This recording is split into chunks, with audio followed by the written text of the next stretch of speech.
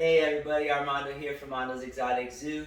Today we stepped out of the zoo. We're at my friend Lewis's house, and I'm gonna let him take a second and let you guys know what we're gonna look at today. Alright, what's up guys?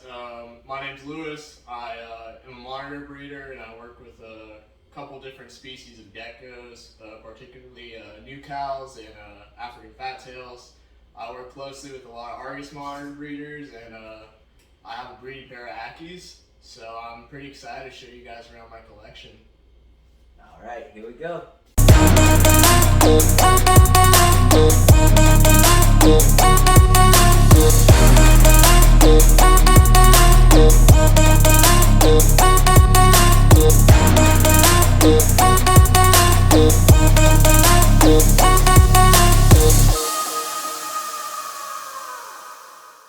Alright, hey guys. So I work particularly with African fat tail geckos. It's a little side project of mine that I really enjoy doing. So right now I have two projects going. I have a stripe project and a whiteout project. Whiteout is codom, so anything I mix with my stripes, I'll get half my clutch will be whiteouts and half my clutch will be stripes. So yeah, let me just show you what a normal fat tail looks before we get into any of the morphs. So this is one of my nice female fat tails. She's a striped. These initially originate from West Africa, and they are pretty much night dwellers. They come out at night and at like dusk and dawn particularly, and they live in burrows mostly. So as you see, a quick little setup, kind of like what you would see from a lot of leopard gecko breeders. I have a lot of success with racks, and I find that my animals are pretty healthy in racks, so I use them.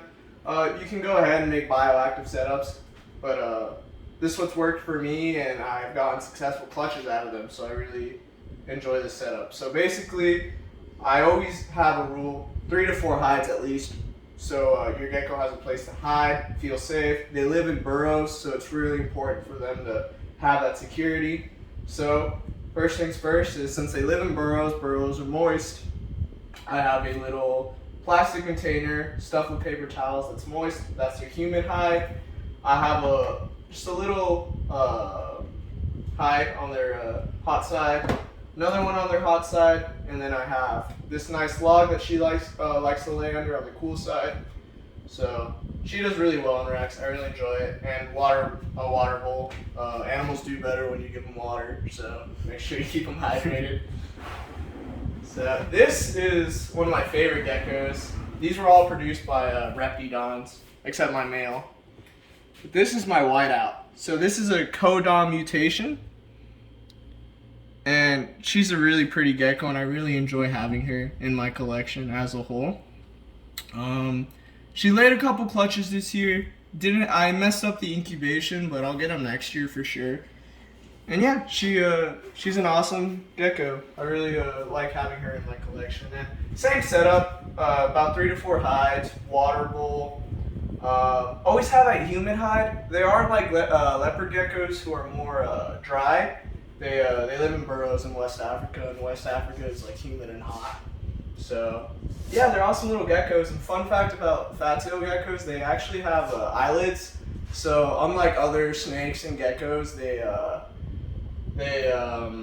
can close their eyes, which is kind of cool. Because sometimes, you know, like snakes will make you uncomfortable because they don't close their eyes. But yeah, cool little geckos. I make sure to feed them 2 to 3 times a week. They're insectivores, so I like feeding her discoid roaches, crickets, superworms, waxworms, especially for my females. The only thing about fat tails is that they are a little picky.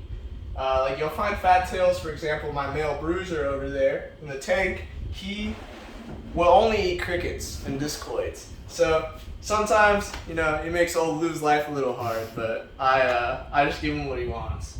But yeah, they're a cool species. The males are a little bigger than the females. They're actually some of my favorite. He's probably one of my favorite geckos just because he's funny. I'll be in here and he'll just poke his head out, see what I'm doing, like wondering where food is and stuff. But yeah, that's my boy Bruiser. As you can see, he's a little longer. He's in shed. right now. But yeah, you want to make sure when they are in shed, they have that little moist hide in that water bowl. And animals will tell you too, like if he lays in his water bowl, like I know it's time to put water in there.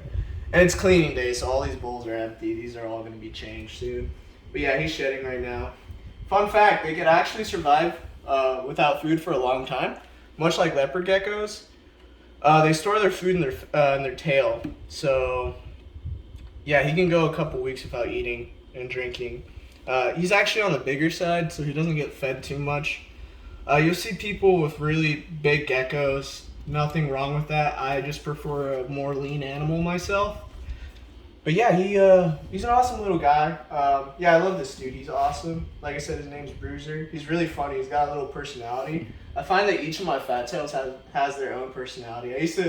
I work with monitors, so I'm always like around really smart lizards that really know you and know their own personality. And I used to always be like, oh, those fat tails don't know anything, but they definitely pick up on things, and they're a lot smarter than you think they are. And yeah, it's just keeping reptiles is all about getting better consistently.